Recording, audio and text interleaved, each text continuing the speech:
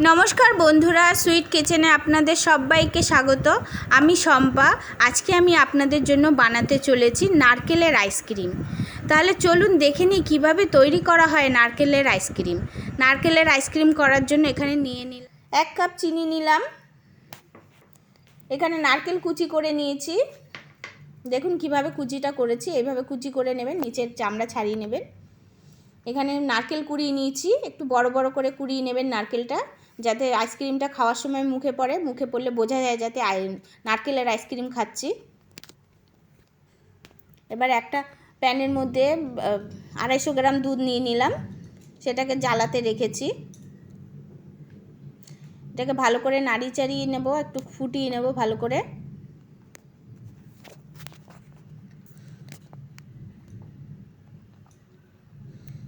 দুধটা ফুটে উঠেছে, আবার ভালো করে একটু নাড়িয়ে চাড়িয়ে নিলাম।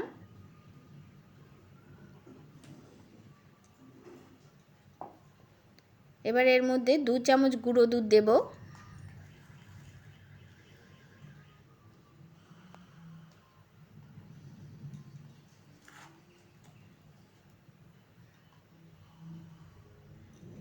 দিয়ে এটাকে ভালো করে মিশিয়ে নেব।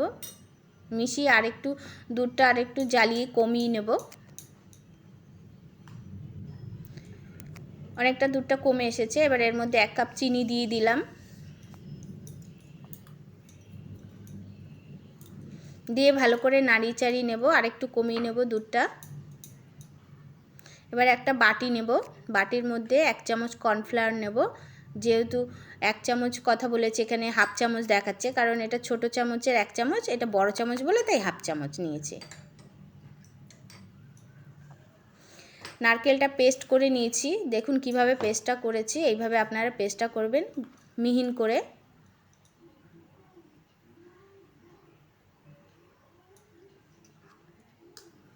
এবার কর্নফ্লাওয়ারটা দুধটার মধ্যে দিয়ে দেব, দিয়ে একটু ভালো করে জ্বালিয়ে নেব যাতে একটু দুধটা ঘন হয়ে যায়।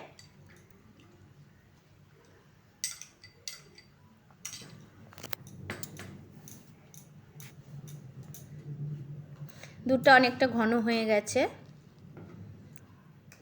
এবার গ্যাসটা অফ করে দেব। দিয়ে এবার নারকেলের পেস্টটা এবার ওর মধ্যে দিয়ে ভালো করে নাড়িয়ে চাড়িয়ে মিশিয়ে নেব।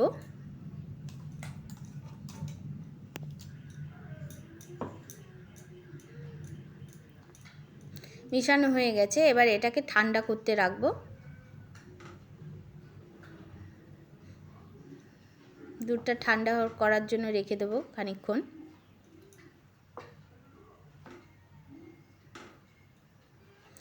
দুধটা ঠান্ডা হয়ে গেছে, এবার আইসক্রিম করার একটা বোল নিয়েছি। এর মধ্যে নারকেল কুচিগুলো দিয়ে দেবো, কোরানোটা অল্প অল্প করে সবগুলোর মধ্যে দিয়ে দেবো।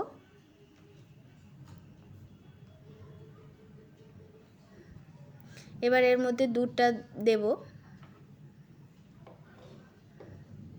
সবগুলোর মধ্যেই নিয়ে নেব দুধটা।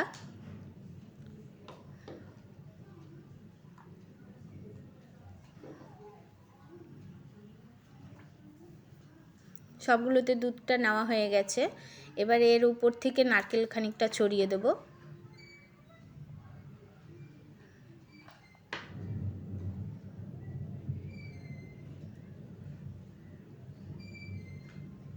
সব ছড়ানো হয়ে গেছে, এবার এর উপরে ঢাকনাটা লাগিয়ে দেব।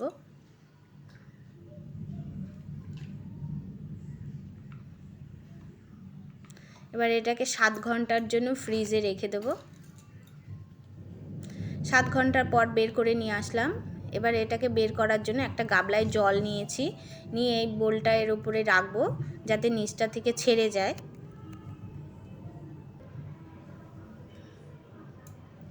এবার আমি আপনাদের বের করে দেখাবো।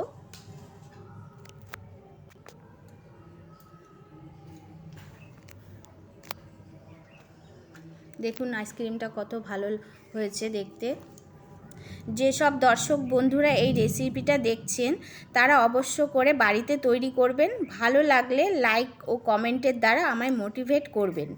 ভালো থাকবেন, সুস্থ থাকবেন।